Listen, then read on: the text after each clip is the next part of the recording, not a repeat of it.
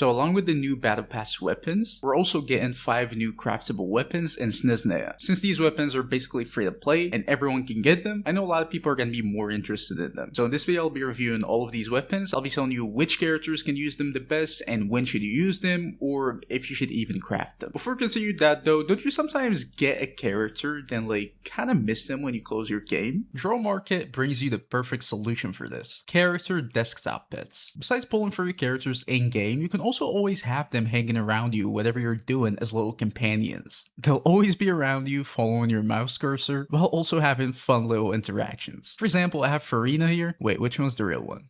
There we go. When I click my keyboard buttons, she also does the same to her own little keyboard. And when I click my mouse, she also clicks hers. I can also move her around and put her wherever I like on my desktop. If you want to get your own desktop pets, you should head to Draw Market from the link in the description. Choose your favorite characters and purchase them. As you can see, the prices are going to be super affordable. And upon purchase, you will instantly receive your files. You'll receive your pet folder and also a tutorial on how to use it. Draw Market also has a wide variety of commissions. So if you want to commission Genshin or any other characters, you can also do that here with pretty affordable prices compared to other places. Click the link in the description or pinned comments to visit Draw Market and get your own favorite desktop companions now. Alright, now back to our weapons. Starting off with the new craftable sword, Emberwell. This weapon is going to have an average base stack at level 90, and it's going to have an elemental mastery substat. It's going to give you 165 elemental mastery at level 90. So the base stats are already not the most universal. Elemental mastery is good, but as like a pure substat, I would say it's less value in general. Not many characters actually want elemental mastery as like their primary substat on their weapon. But it's also still not terrible. A lot of characters can actually just use it. It's just not the best stat to have on your weapon. Either way though, moving on to the passive, which is the most important part about the weapon. Triggering the elemental reaction is going to increase the equipping character's attack by 16% for 12 seconds. So by you just triggering any reaction, your attack is going to be increased by 16%, which is pretty easy to achieve for most characters. Also, it's worth noting that these weapons are going to be free to play basically. So if you really want to, it's going to be pretty easy to R5 them at some point. So it's worth noting that when looking at these passives, you should probably consider more like at least R3, R4, or even R5. So the actual attack increase is going to be around like 32% if you R5 this weapon, which is much more impressive. So by you just doing an elemental reaction, you're going to gain 32% attack, and that's definitely pretty good. Now I know it depends on luck, so it's not always easy to find these weapons, but it's very possible with time. Anyways, back to the rest of the passive. And then when you trigger a Stellar Glimmer reaction, Stellar Glimmer I think is just a word in where they want to include both Stellar Conduct and Stellar Swirl. So basically any stellar reactions, they're going to be called Stellar Glimmer. So basically if you trigger any Stellar Glimmer reactions, it's going to increase that stellar reaction's damage by 16% for 12 seconds. And that can also trigger even when the character is not on field. So the second part of the passive is obviously region specific. It only works on just stellar characters in general, at least in stellar teams, not necessarily stellar characters, but you need to have an enabler on the team. And it basically just gives you attack, elemental mastery, and then stellar reactions damage bonus, which is pretty good. If we're moving on to characters who can actually use this weapon, obviously the characters that can fully utilize it are mainly just going to be new stellar characters. So Odette is going to be probably the best user. It's also probably going to be her best free to play weapon overall, I think. Not sure about that, don't hold me up to it, but it probably would be a decent weapon out of her. The Cryo Traveler is also going to be using it properly, which is pretty good. And those two are probably the only full users for this weapon. Other than that, really, you can still use it as just like a simple elemental mastery stat stick and also an attack stat stick sort of. And that's mainly just going to be like support characters, I would say. But in general, you can just use it as an elemental mastery stat stick. So you can use it on someone like Kazuha, for example. You can use it on Nilu, maybe. Alhaitham is going to be a pretty good user for this weapon too, I would say. Kuki, I think, is going to be a decent user too. Just basically any character who needs elemental mastery primarily, or attack a little bit, but it's definitely not like the best attack stat stick. So generally just characters who need elemental mastery is going to be probably a decent weapon for them as just like a simple stat stick. Now I'm not sure if it's going to be a damage increase over their previous weapons for any of these. I haven't really done any calculations, but I would assume probably not. A lot of them are also just like straight up support characters. So this weapon is going to be competing with stuff like the Favonius, Sipho's, just stuff like that. So it's very debatable, but it's definitely a decent weapon as a stat stick for characters like that. But mainly Odette and the Cryo Traveler are going to be the main users for this weapon. Overall, do I like this weapon? I think mainly if you're using like Odette or the Cryo Traveler and you want a free free-to-play weapon, then yes. For previous characters, if you don't have any other stat sticks, then I guess you can use this weapon. It's gonna do the job fine and be like just a simple average stat stick. Other than that, not really much use. It's definitely not like the most universal weapon. It's mainly just elemental mastery, does some attack, but it's definitely not bad either. So yeah, there's not really much to say. I kind of like it.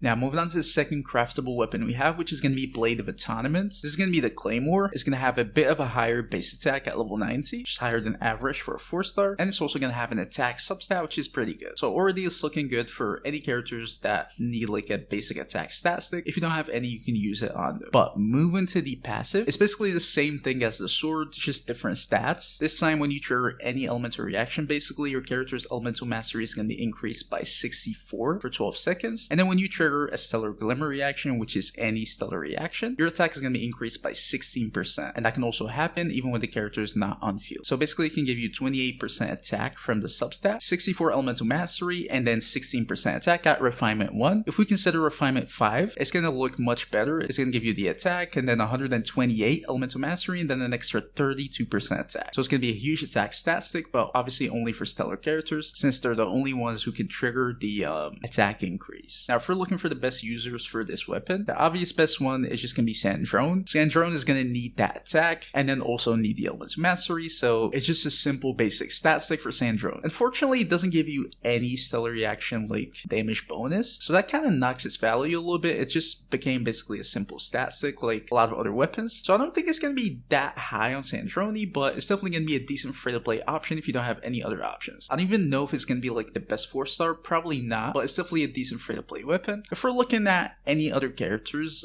it's gonna be kind of like universal but also mid at the same time. So really any characters who use attack and also need some elemental mastery are gonna appreciate this weapon. So you really have a lot of options. D-Luke, for example, is gonna come to mind. Razor is gonna be pretty good. Gaming is gonna be good. Moika can use this weapon. Varka can use this weapon. Really any character who needs both attack and elemental mastery is probably gonna be able to use this weapon. But I heavily doubt it's gonna be like the best free to play or like the best 4-star or something like that for any of them. But if you don't have any other options, it's gonna be cool. So what do I think of this Claymore? Not bad, but also nothing really special. Just really not much to say. I don't really mind it. Just a simple stat stick. If you need it, then go for it.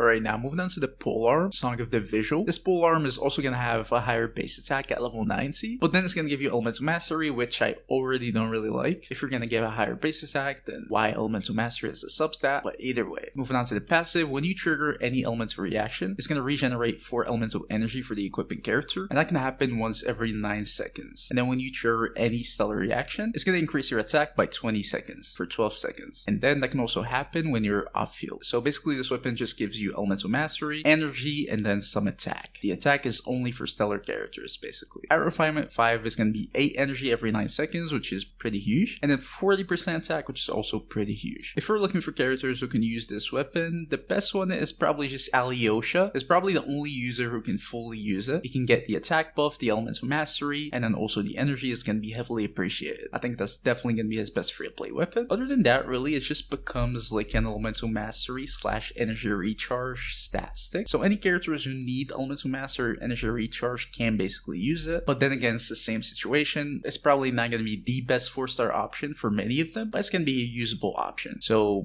someone like Xiangling, for example, can probably use it. Thoma can probably use it just for the energy and also the elemental mastery. It's probably going to be pretty good on Inefa. Maybe a Luga. That's probably pretty much it in general, but basically any character here who needs either elemental mastery mainly or they struggle with energy a little bit, that weapon can work. I definitely forgot some. Probably Rosaria, for example, can use it and stuff like that, but in general, that's the main idea. Do I like this weapon? I guess. Again, there's not really much special going on. I don't think this weapon is going to be like the sudden best option for any character, but it's not bad too. It's just simple, and probably many other characters are still going to be able to use it down the line. So yeah, if you need like a general elemental mastery stat stick and energy maybe, then go for it. If not, and you already have better options, then don't. Alright, now moving on to the Catalyst, Echoes of the Heart. Also gonna have a high base attack for a 4-star and then also an attack substat. So it's a pretty good attack stat stick if you need it. Moving on to the passive. Basically the same thing too. When you trigger any reaction, your character's elemental mastery is gonna be increased by 60 for 12 seconds, which is pretty good. And then when you trigger any stellar reaction, it's gonna increase your stellar reaction's damage bonus by 16% for 12 seconds. That can also happen even if you're not on field. So basically the same thing again. Keep in mind at R5 is gonna be much better. It's gonna be 120 elemental mastery and then 32% stellar reactions damage bonus, which is pretty good. If we're looking for characters who can fully and properly use this weapon, mainly it's gonna be Yae Miko. It's gonna be perfect for Yae Miko. Probably her best free to play in general, or her new best free to play weapon. Maybe her best weapon overall, honestly. I'm not sure about that, but definitely the best free to play weapon. It's just gonna give her that attack and then elemental mastery and then also stellar reaction damage bonus, which is super good. So yeah, for Yae Miko, it's definitely going to be a super valuable weapon. You should definitely craft it if you're using Yae Miko. I think Risley can use it too. He also needs attack, needs elemental mastery, and also needs the stellar reaction damage bonus. The thing is, I'm not really sure how it's going to rank compared to like his older weapons, because it's going to lack crit, and crit is always like important. But if you still manage to get enough crit overall from your like artifacts and stuff like that, then it's probably going to be pretty good. Maybe the best like free to play option. If not, then I'm not sure. Crit weapons might still have like a slight advantage overall, especially 5-star crit weapons. But yeah, it's definitely pretty good for Risley too. Other than that, really, I guess any character who can use attack and elemental mastery both. So I guess Glee, that's really the only thing that comes to mind to me right now, but you can also still use it as like a basic attack stat stick for literally any character who needs attack. So yeah, but in general, you have Yae Miko and Risley, maybe Glee. That's probably pretty much it for like the main users. So what do I think of this weapon? I kind of like it. It's probably the best value for now in terms of like how much it upgrades characters out of all of like the craftable weapons, honestly. But that probably doesn't have much to do with the weapons itself. It just has to do with like the current state of the characters. We're probably gonna have more characters that are gonna come out that can use the previous weapons just better. But for right now, this weapon is the most well used. But yeah, it's pretty good. And now moving on to the bow, which is probably the worst weapon. It's just going to have an average base attack and then defense as a substat. So random in my opinion, but either way. The passive is basically just after you use your elemental skill, it's going to increase your elemental mastery by 120, which is pretty huge. That's at refinement 1, by the way. So at refinement 5, it's going to give you 240 elemental mastery for 12 seconds just by you using your elemental skill. And that's pretty decent, I guess, but the substat is just pretty bad. So this weapon is basically just a defense and elemental mastery stat stick. If we're looking for characters who can use it, the obvious best one is just going to be Linnea. Perfect for Linnea. I think it might be her best free to play, I'm not sure, but it's just going to give her a huge amount of elemental mastery and then also defense, which is pretty good. That's probably the only full user for this weapon. Other than that, you can use it as either an elemental mastery stat stick or a defense stat stick. So you can use it as a defense stat stick for someone like Goru, for example. I mean, he's just going to appreciate the defense if you don't have any other weapons. And you can use it as an elemental mastery stat stick for basically anyone who needs elemental mastery, which is basically no one, I think, except like Kale. But that's pretty much it, I think. I can't really think of any character who needs that much elemental mastery. Maybe I'm missing someone, but either way, any character who needs a lot of elemental mastery, you can use it as a stat stick for them. But yeah, that's pretty much it. It's like the simplest weapon. I think it's probably the worst in general, but it's still usable if you have a character that needs it. But yeah, overall, what do I think of these weapons? I think they're pretty simple, honestly. Pretty basic.